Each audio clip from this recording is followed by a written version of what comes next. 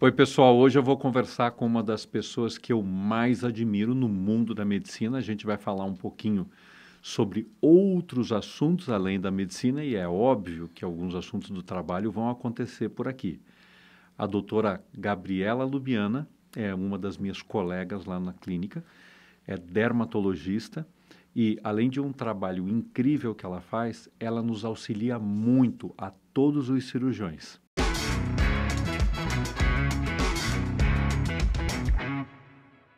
Gabi, seja bem-vinda. Obrigadíssimo, Doc. É um super prazer para mim estar aqui com você. Eu também te admiro muito.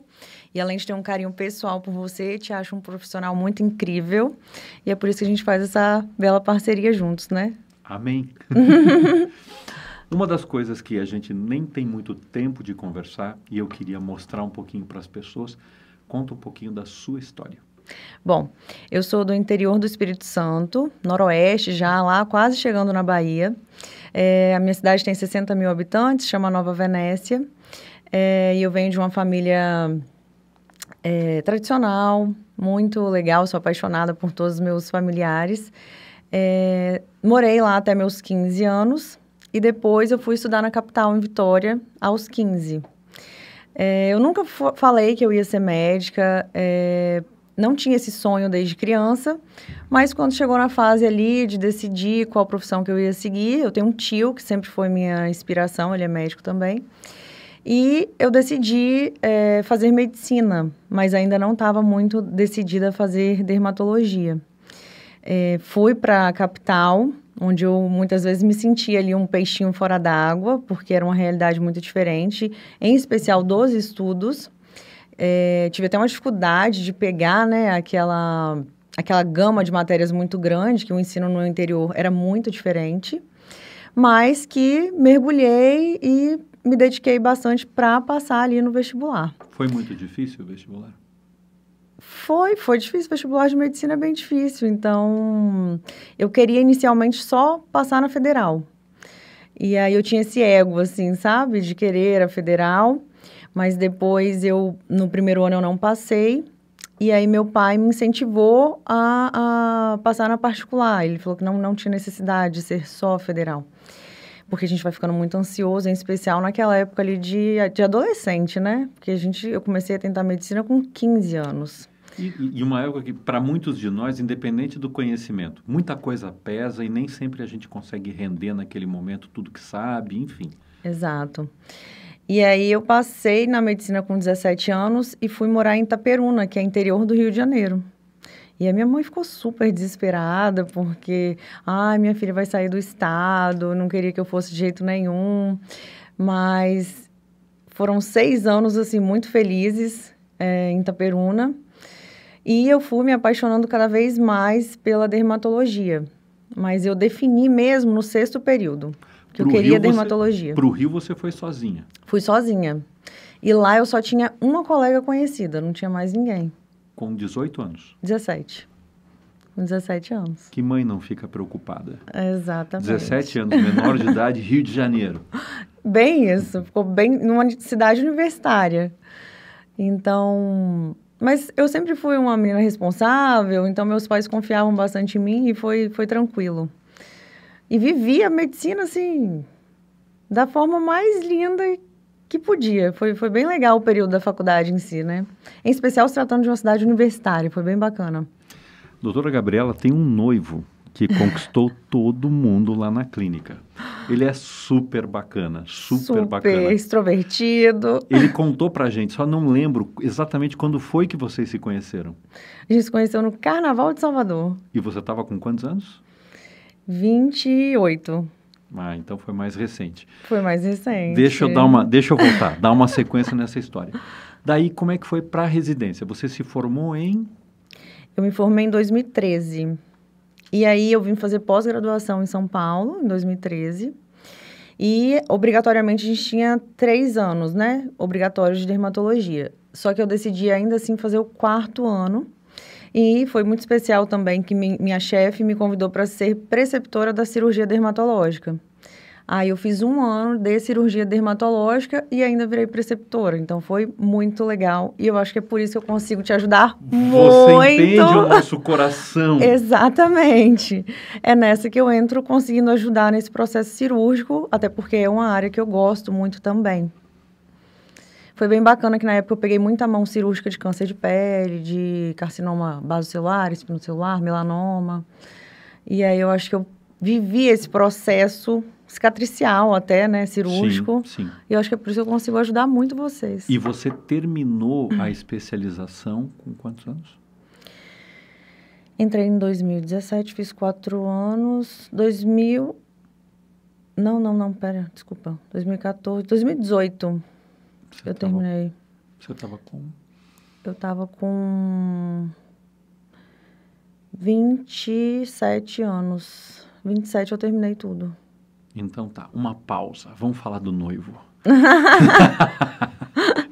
Não, porque ele é muito bacana. Ele é um queridão. Eu sinto que ele te dá um super suporte. Uma relação legal. Legal, me apoia. Ele conquistou todo mundo lá na clínica. Ficou amigo de todo mundo. Está devendo uma visita pra gente agora. Super. E aí você começou a trabalhar no Rio. Não, aí eu terminei a medicina e já vim para São Paulo. Tá. Terminei no Rio e já vim para São Paulo.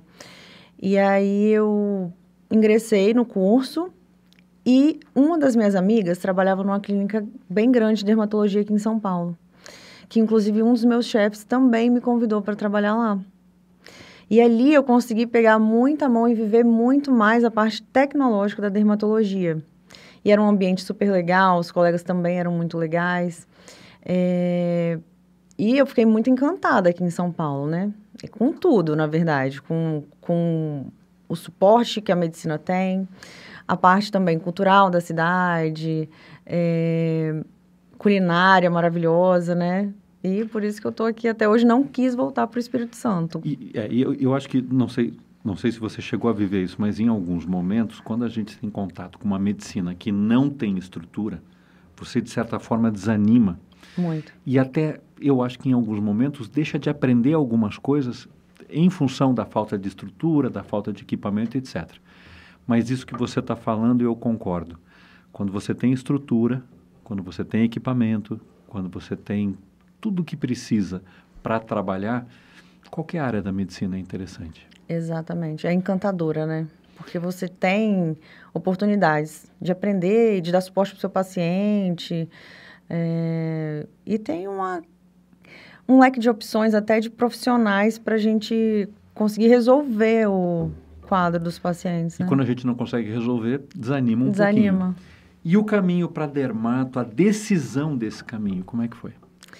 Bom, inicialmente, eu tinha um preconceitozinho com a dermatologia, que eu falava assim, dermato não é médico, né? Tipo, a gente quer fazer na medicina quando o que é suporte de vida, neurologia, cardiologia. Salvar vidas. Exato. A minha escolha da entrada da medicina foi por causa do incentivo do meu tio, que ele era um espelho, e também por causa da ginecologista da minha mãe, que a minha mãe teve um tumor quando eu tinha 15 anos, no ovário, e que a gente ficou num impasse muito grande entre ser benigno e maligno. E quando eu ia na ginecologista com ela era tão humana e ela era tão delicada, e ela dava um suporte tanto para minha mãe quanto para a família toda, que foi ali com a ginecologista dela, nesse momento super difícil, que eu bati o martelo e falei, eu quero medicina, porque eu fiquei encantada pela ginecologista da minha mãe.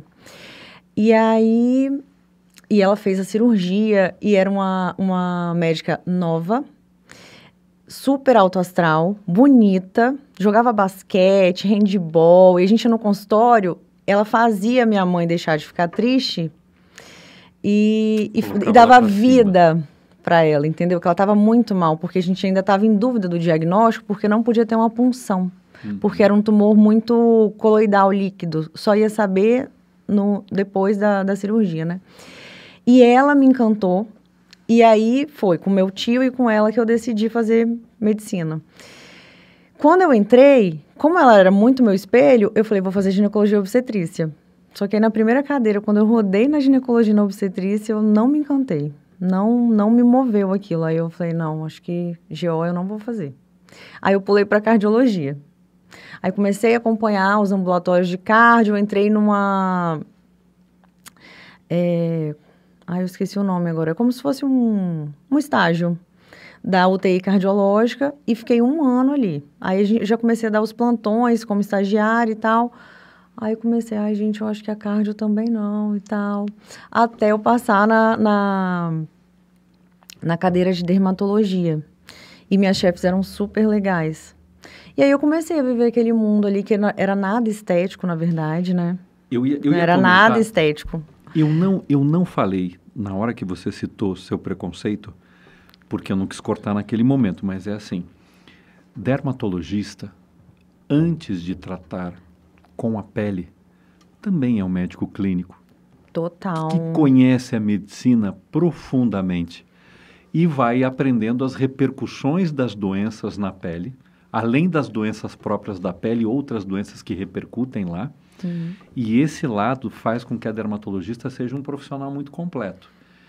Talvez esse boom da estética em todas as áreas tenha feito com que a gente criasse um pouco de preconceito.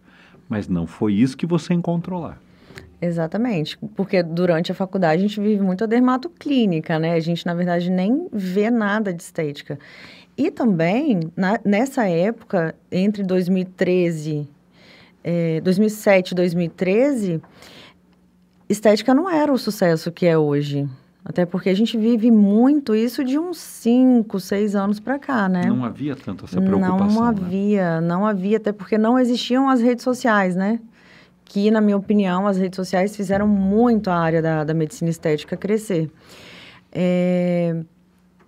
Eu me encantei pela dermatologia clínica primeiro, e depois que eu comecei a frequentar os congressos de dermatologia, foi que eu fui me apaixonando ainda mais pela estética. Mas inicialmente era dermatoclínica mesmo.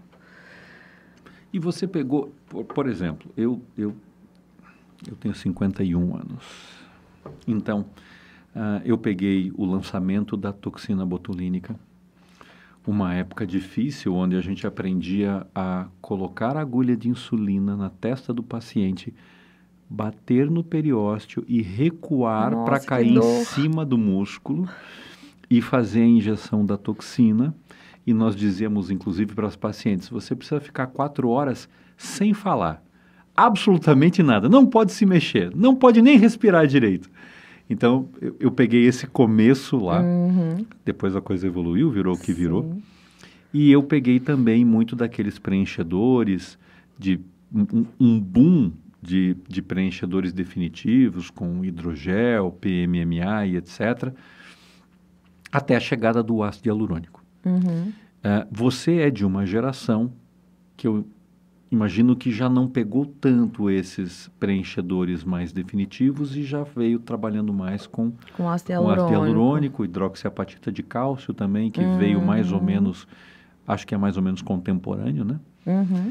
E até a gente chegar nesse momento atual, aonde o que eu percebo, os americanos já começaram a falar sobre isso, é o overfilling, é o excesso de preenchedores. Uhum. Como é que tem sido isso no seu dia a dia? Como é que você vê essa questão? Eu sou muito mais de um conceito, assim, de uma estética mais natural. Então, eu acho que a gente casa muito bem na nossa parceria até lá na clínica, né? Porque eu sei chegar naquele grau de envelhecimento do paciente, que eu sei muito falar, até aqui eu consigo te ajudar. A partir daqui, é o cirurgião plástico, o oftalmologista, o cirurgião de face em geral, porque senão a gente faz esse aspecto aí de overfiller, né? O paciente com um rosto muito insuflado mesmo, perdendo já suas características, né? Seus traços naturais. Então, eu acho que a medicina, ela veio para um lado muito... A medicina estética, muito, como eu posso falar, financeiro, onde teve essa invasão de áreas, né? Que já não é só o médico que conduz mais a medicina estética. Então, eu acho que eu consigo levar a autoestima do paciente, voltar a melhorar a flacidez, estruturação de face, para um lado um pouco mais natural. Eu não gosto muito dessa tendência atual. Há muitos procedimentos, há muito volume, há muita quantidade, né, de fillers. De fillers. Exato. E o curioso é o seguinte, quando a gente olha lá para trás, década de 80, o conceito dos volumes ainda não existia com clareza. Então, era comum que a gente olhasse para as cirurgias plásticas, principalmente as cirurgias faciais, e você não tinha ainda métodos eficientes para tratamento de superfície da pele. Estava começando no Brasil aquela primeira geração de laser que, para o nosso tipo de pele, ainda havia uma série de dificuldades. Mesmo o ajuste dos peelings químicos ainda não era tão conhecido. O fenol ainda era desconhecido da maioria. As fórmulas, aquela fórmula tradicional de fenol de Baker e Gordon, ainda para o nosso tipo de pele, é agressivo para uma pele como a pele mais morena brasileira, etc. Uhum. Era comum que a gente olhasse para o paciente de face e percebesse depois da cirurgia plástica que estava um pouquinho puxado aquele rosto, as estruturas um pouco levantadas, e a gente não entendia bem o que não estava fechando, mas hoje a gente sabe, estava faltando o ajuste da superfície da pele, estava faltando o ajuste dos volumes e dos ângulos, e da década de 80 para frente aquilo começa a crescer. Chegando aí no ano 2000, teve essa grande evolução dos aparelhos de laser e do que eu acompanhei nessa época, eu ainda trabalhava muito pouco com o CO2 na cirurgia. Eu acho que o CO2 estava mais presente no dia a dia da dermatologia, não era assim? Era assim. Eu acho que a evolução desse caminho, ele foi vindo com, obviamente, muito estudo, porque antigamente não se tinha muitos meios, né? E eu acho que não se entendia muito sem ser o cirurgião plástico. O dermatologista, ele não tinha tantas ferramentas para fazer rejuvenescimento. Hoje a gente sabe, eu costumo até falar com os pacientes que para a gente devolver a juventude desse paciente é como se fosse a construção de uma casinha, né? Que é o que a gente faz com os procedimentos estéticos e cirúrgicos. A gente tem que primeiro colocar o chão da casinha, as pilastras da casinha, depois as paredes, por último o telhado. O que a gente tem visto é as pessoas colocando primeiro o telhado sem estruturação nenhuma. Então, a gente tem que entender ali que depois dos 30 é uma falta de colágeno e de fibra de elastina, que começa a apresentar flacidez. Depois disso, a gente vai tendo um reposicionamento de gordura. Depois disso, a gente evolui para uma flacidez muscular e depois um consumo ósseo, depois dos 50 anos, né? Antigamente, a gente só conseguia tratar com procedimentos mais agressivos, tipo um peeling de fenol, que o paciente ia para centro cirúrgico, para a gente conseguir melhorar a flacidez de uma forma mais agressiva. E hoje em dia, eu vejo muito uma tendência do paciente não querer ter esse downtime do procedimento muito prolongado, né? Ninguém tem tempo para nada. Ninguém tem tempo de ficar 30 dias ali para recuperar de um procedimento, né? Eles querem uma coisa mais sutil e mais rápida. E graças a Deus que a medicina evoluiu nesse sentido, da gente ter a tecnologia hoje, conseguir um laser de CO2 para fazer tratamento de flacidez, retração de pele, manchas, enfim, e não ter mais que submeter o paciente a um tratamento muito agressivo. Você acabou de falar sobre, na explicação, sobre como construir uma casinha. Uhum. Essa explicação me dá a impressão de que às vezes o paciente senta na sua frente e ela quer sair bonita amanhã. Amanhã. Ela não entende esse processo. E você precisa de um tempo. Exato. Tem gente que senta lá e você consegue pensar assim, puxa, se ela fizer o passo a passo, fizer a lição de casa, que inclui inclusive alimentação, etc. Você às vezes pensa para alguém, aqui eu vou levar 1 ano, aqui eu vou levar 1 ano e meio, aqui eu preciso de um prazo porque tem que fazer os procedimentos. Por exemplo, Às vezes eu tenho a impressão de que com ultrassom microfocado as pessoas esperam uma resposta em 30 a 45 dias. Não é bem assim, Não né? é bem assim, exato. A gente tem primeiro o processo inflamatório, né, de todos os procedimentos, para depois aquilo começar a apresentar um resultado. O que tem muitas pacientes que chegam, por exemplo, o exemplo do telhado. Hoje são os fios Tá. de tração. Tem muitas que chegam por essa mídia, né, muito exacerbada dos procedimentos, já chegam, doutor, eu quero levantar meu rosto todo, fazer fox eyes, fazer tudo com fio. E aí é que entra essa explicação aí, que minha consulta é 1h30, mais ou menos, com cada uma, para que elas entendam esse processo. Não adianta eu querer tracionar a pele dessa paciente, sendo que ela tem flacidez muscular, os coxinhos de gordura dela estão todos... não estão na posição correta, ela tem flacidez de pele. Então, eu dou exatamente esse exemplo em consulta. A gente não consegue colocar o telhadinho por último sem ter a pilastra. Então, esse tratamento, geralmente, ele tem um cronograma. Eu sempre faço, olha, inicialmente a gente vai começar a tratar essa flacidez muscular, contração microfocado. Depois a gente vai partir para o tratamento da sua flacidez de pele, dérmica. A gente vai ver se precisa ou não de fazer uma estruturação de sustentação de perda óssea ou não. E dependendo desse grau de flacidez, eu já falo, olha, vamos começar já na cirurgia, porque seu resultado vai ser melhor. E às vezes, para quem está olhando lá a mídia e é leigo, Exatamente. o raciocínio é simples. Ah, não, eu boto eu só um fio vou puxar. aqui, eu puxo isso, resolvi. Exatamente. E está puxando uma coisa flácida. Que o resultado não vai ficar bonito.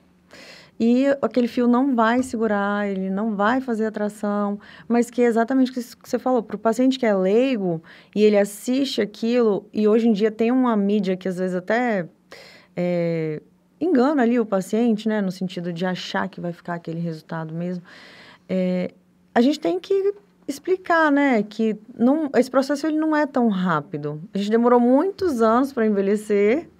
E agora, para a gente fazer esse rejuvenescimento, ele não leva um tempo para arrumar. Leva um tempinho para arrumar, exatamente. Você acha que, na média, os pacientes andam muito ansiosos para melhorar imediatamente? Ou como é que está essa estatística no teu consultório? Eu acho o seguinte, de uns 4 anos para cá, 4, 5, depois que veio aí as mídias sociais, Instagram, Facebook... que a gente fica muito exposto, essa ansiedade aumentou muito. Primeiro, na minha opinião, por uma questão de comparação, que as pessoas hoje se comparam muito na rede social e tem-se, até assim, psicologicamente, feito muito mal. Eu recebo muitas pacientes, maioria jovens, muito ansiosas nesse sentido aí de se compararem na rede social. O uso dos filtros agora também veio muito forte na decepção da autoimagem que elas têm, que elas queriam ficar daquele jeito, ter aquela pele, ou aquela boca, ou aquele olhar. E elas estão muito imediatistas com resultados, porque elas se comparam, se frustram. E, assim, é chocante no consultório, tanto que isso tem acontecido no quesito resultados rápidos. Até no seu, né, a gente vê que elas fazem uma cirurgia, que muitas vezes elas querem... Não quero uma cicatriz, mas não espera aquele tempinho ali de uns meses para ter essa recuperação. A gente vê, assim, diariamente, né, Doc? Eu quero operar, mas não quero cicatriz. Então, talvez não deva operar, porque operar é justamente fazer cicatrizes. A gente pode tratá-las e muitas das vezes eu preciso de um apoio também da doutora Gabriela, e tem pacientes que vêm de fora, tem as suas dermatologistas nas suas cidades, enfim. Acho que a compreensão de que o processo cicatricial é bastante individual, que a gente está num país miscigenado, eu tenho a sensação de que essa compreensão está aumentando, mas talvez ainda não esteja longe do ideal. Se a gente puder uniformizar nossos discursos, conseguir passar essas ideias complementares, as coisas vão melhorar cada vez mais. E acho que o grande aprendizado é da importância de todas as especialidades trabalhando junto. Exato, isso é muito legal. Eu vou voltar numa ideia que a gente estava conversando aqui antes do início, para lembrar desse assunto. Então, eu lembro que quando teve início os preenchedores, então o comentário era assim, agora não precisa mais operar, porque tem o preenchedor. Uhum. E, de uma outra forma, os cirurgiões às vezes pensavam o seguinte, não, isso aí não resolve nada, isso aí é um paliativo e etc. Hoje a gente sabe que tudo tem sua importância. O Exato. preenchedor tem sua importância, a cirurgia tem sua importância. Tem o caso em que haverá benefício com a gordura, tem o caso em que haverá o benefício com ácido hialurônico. Uhum. No teu trabalho, no teu dia a dia, você ainda pega muito dessa discussão ou isso está mais claro no dia a dia para as pacientes? O que é que você acha? Isso tá bem mais claro. Só que elas ainda tentam escapar um pouco do processo cirúrgico. Então, elas tentam de tudo. Ai, mas o que tem para eu corrigir essa flacidez? Na maioria Dá das um vezes. Se vira nos 30 que eu quero ter essa pálpebra perfeita, meu olhar não pode estar caído, esse bulldog, esse bigode chinês, eu não quero isso. Então, isso eu tento conversar e explicar ao máximo de acordo com a idade desse paciente também, né? E nem só da idade, que muitas vezes o paciente ele tem um grau aí de flacidez ou de pitose, enfim, que é genético. É a qualidade de vida que esse paciente teve a vida inteira, né? Os hábitos aí de cigarro, álcool, noite de sono e tudo mais. Eu tento explicar muito isso também. E é uma avaliação muito clínica e pontual. Você conseguir explicar aquele grau de envelhecimento ali entre ele ser tratado de uma forma não cirúrgica e cirúrgica. Eu avalio muito, assim, individualizado essa questão, mas elas tentam ainda fugir o máximo da cirurgia, mas a gente sabe que tem um certo grau ali que você chega que, às vezes, você vai complicar a vida do paciente tentando colocar um preenchedor que não vai ter um resultado bonito, porque a indicação dela... Tem relação com cirurgia. Exatamente. Está causando uma angústia muito grande. Às vezes a gente fica lá nas mídias sociais e aparecem umas modelos lindas, maravilhosas, verdadeiras deusas, e algumas pacientes parece que estão buscando isso. Essa frustração tem sido muito constante no teu dia a dia? Muito constante. E elas pedem, assim, traços, eu quero essa boca, eu quero esse olhar, eu quero esse arqueado de sobrancelha, esse fox eyes. Tem sido muito, muito comum. E, às vezes, até decepcionante a explicação do médico, né? Da gente falar, olha, esse resultado a gente não consegue chegar, porque proporcionalmente, o tamanho da sua abertura ocular, ou da sua boca, ou do seu ângulo mandibular, a gente não vai chegar nesse resultado. É muito comum elas pedirem isso e se frustrarem quando a gente fala a realidade de que não vai conseguir entregar aquele resultado e de que não vai ficar bonito, talvez, e de que não vai ser possível, né? Sim. É muito comum, cada vez mais. Gabi, e me conta uma coisa. A gente trabalha muito com resurfacing, do inglês resurfacing, ou com os peelings médios como cirurgião. E como é que é hoje a sua realidade em relação a peeling químico versus laser no dia a dia? Como é que está essa relação de tantas tecnologias disponíveis? Ainda há espaço para peeling químico? Na minha opinião, sim, porque a gente consegue fazer um tratamento com os peelings de uma forma superficial e até chegando ali em derme profunda, a depender de um peeling moderado a profundo, né? Eu acho que as tecnologias, elas vieram muito para fazer esse resultado de uma forma, em alguns aspectos, mais eficientes, em outras, não. Porque eu acho que, muitas vezes, um peeling profundo, poucas tecnologias conseguem entregar esse resultado. Mas se for para um tratamento de flacidez mais superficial, ou de manchas, ou de cicatriz, as tecnologias, na minha opinião, têm substituído muito os peelings. Mas eu acho que ele ainda tem seu espaço, assim, importante para tratamento, tanto de flacidez quanto de retração também, de pele, né? E em relação ao laser de CO2 e o Erbium, como é que têm sido as indicações? O laser de CO2, como a gente sabe, né? Ele é um pouco mais ablativo que o Erbium em geral, o Erbium YAG. Então, ele é um modo mais cirúrgico, com o paciente sedado, que vai fazer uma retração muito maior, que é o caso que você faz, né? Paciente em centro cirúrgico sedado, a gente consegue jogar uma potência maior, fazer uma retração maior. E o laser Erbium, a gente consegue usar ele mais em consultório, porque ele é menos ablativo. A gente consegue mudar até essas funções, né? Modo ablativo coagulativo. E a gente consegue, sim, um tratamento de flacidez de retração, mas não chega ao ponto da potência do vai na potência do CO2. CO2. Então, assim, talvez para a gente chegar num resultado melhor, a gente tem que fazer mais sessões de Erbium. O CO2, a gente, em uma sessão só, a gente consegue um resultado bem bacana. Já consegue dar uma puxada boa. Eu acho que o CO2, ele tem seu lugar no mundo, mas com o paciente sedado, né? Para ser mais confortável. E porque eu tenho a sensação de que a exigência por conforto é cada vez maior. É claro, ninguém vai lá feliz de sentir qualquer tipo de dor. Mas eu tenho a impressão que, até algum tempo atrás, a tolerância é maior. Você acha que é isso também que está acontecendo? Exatamente pelo fato dos pacientes cada vez mais quererem pedirem, né? Um downtime, assim, de pós-procedimento mais brando, que ele possa ir trabalhar, ficar pouco tempo se recuperando, que ninguém note. Eles pedem muito isso. Eu não queria que ninguém percebesse que eu fiz. Vai ficar vermelho? Vai ficar inchado? Eles têm procurado cada vez mais isso. Eu acho que aumentou essa procura de, pouco downtime. Pouco downtime. Uhum. E hoje, a média de faixa etária com que as pacientes começam a procurar a dermatologista?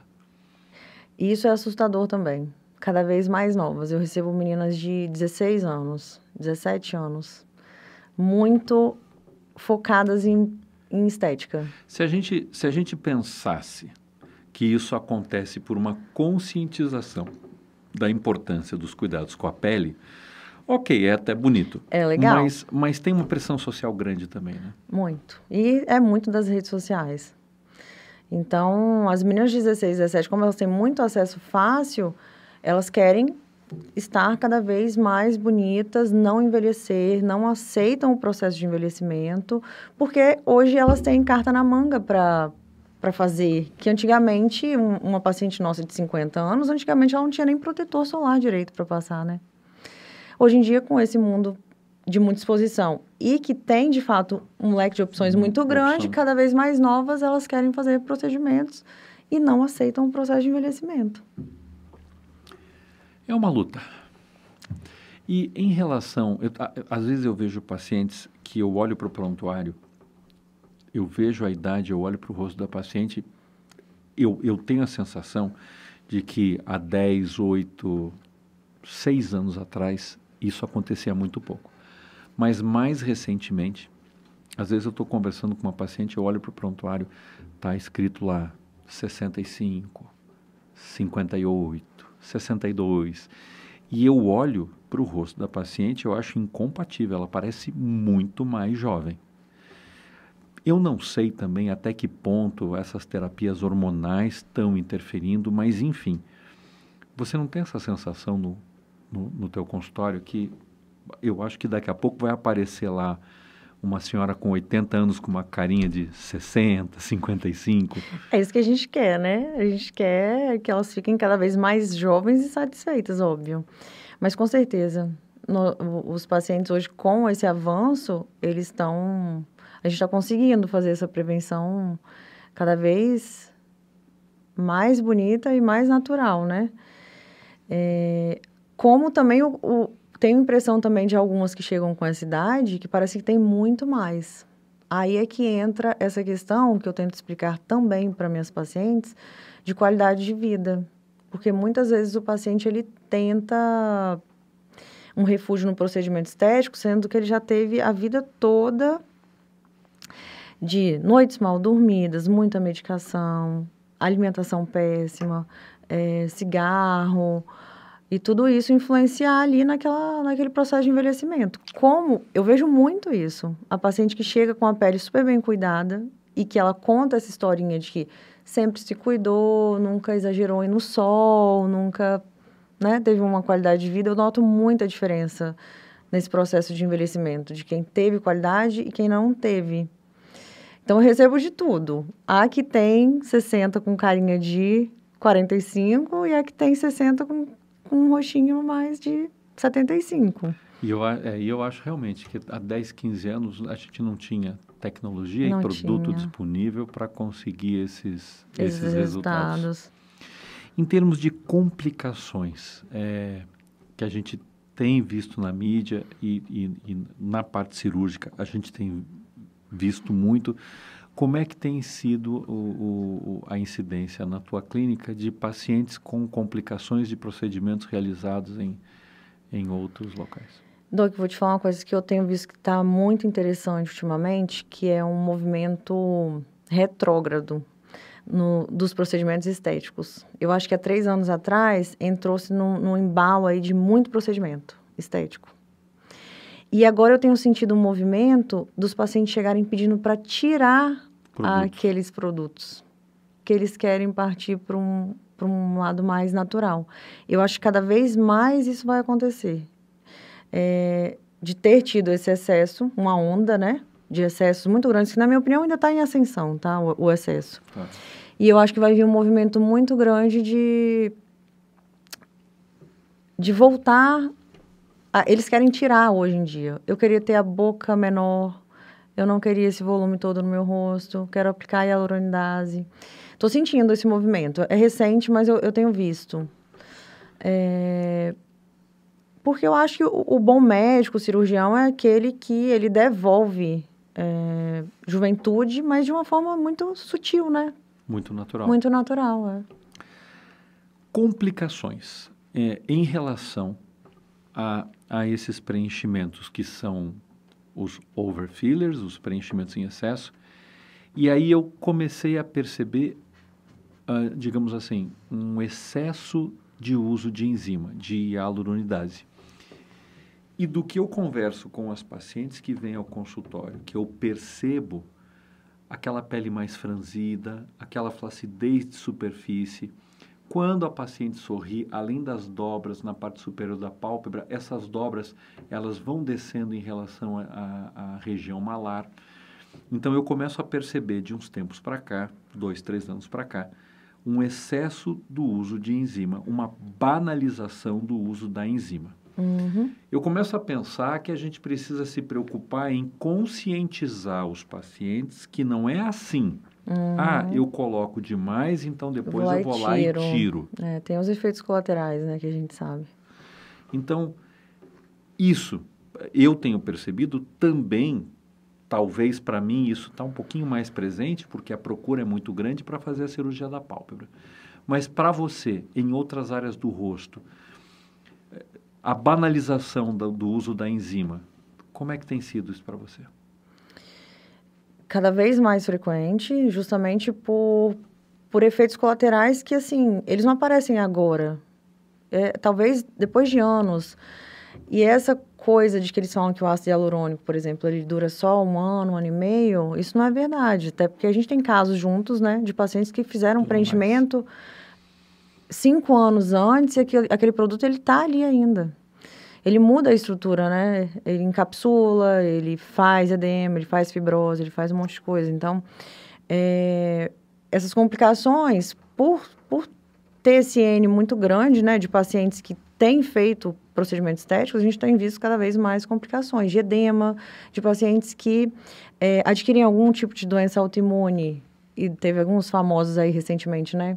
Que tiveram uma modificação de face por aparecimento de outros tipos de doença e aqueles anticorpos reagirem contra o ácido hialurônico. Tem aparecido bastante. Graças a Deus eu não tenho muitas complicações minhas, mas eu trato algumas de outros colegas que os pacientes chegam querendo fazer reverter, né, esses procedimentos. Isso tem sido muito comum.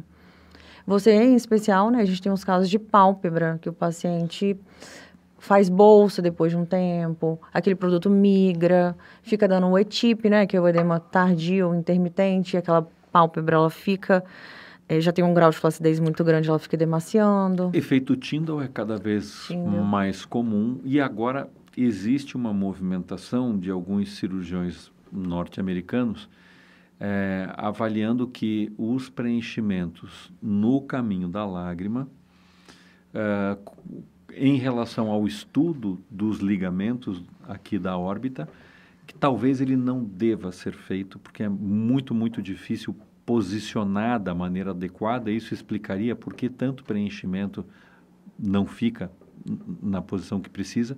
A gente sempre acha que aquele aspecto azulado inicialmente seria por excesso do produto, mas tem paciente que mesmo colocando uma quantidade limitada faz um edema maior, e muitos pacientes com o ácido hialurônico um pouquinho fora da posição, mais superficializado, e acho que é uma das áreas de maior descontentamento, e acho também que é uma das áreas em que o uso abusivo da enzima daí cria mais problemas. Eu não conheço profundamente nenhum estudo que fale sobre o excesso do uso da enzima. Talvez isso não seja ainda tão comum pelo mundo, mas uma coisa que me pergunto às vezes será que a enzima sabe quem é o ácido hialurônico injetado e quem é o nosso próprio ácido hialurônico? Não sabe. Não tem como, né? Não tem como ela saber. E aí, vai consumindo... As complicações acontecem, né? Porque já vi vários casos de pacientes que querem tratar e elas tentam melhorar aquele edema, tirar o produto várias vezes e vai aplicando hialuronidase, que é a enzima. E isso, futuramente, o paciente pode vir a ter uma atrofia dérmica, a consumir todo o ácido hialurônico da própria pele dela e, às vezes, resultados irreversíveis, né? Que a gente não consegue mais tratar. Então, acho que tem que ser um uso muito consciente tanto do ácido hialurônico, técnica específica, né, correta, avaliando sempre esse grau aí de flacidez ou não, para a gente não ter que ficar tentando reverter processos, que é aí que eu acho que as complicações acontecem. Acho que essa é uma mensagem que a gente podia deixar bem marcada. Não fiquem tranquilas em relação a preencher, tirar, preencher, tirar, preencher, tirar, porque esse processo vai criar problemas. Vai, com certeza. Vai no profissional adequado, que sabe que você não vai precisar de reverter processos, né, Doc? E outra coisa muito interessante, a gente está começando a ouvir cada vez mais aquele zoom da toxina com nanotecnologia. Como é que está isso? Bom... eu acho que eu sou muito a favor da gente esperar estudos científicos com um N de pesquisa grande para a gente começar a aplicar nos nossos pacientes, porque eu acho que o nosso paciente ele não pode ser o nosso cobaia. Não pode ser cobaia. Nosso paciente não pode ser cobaia.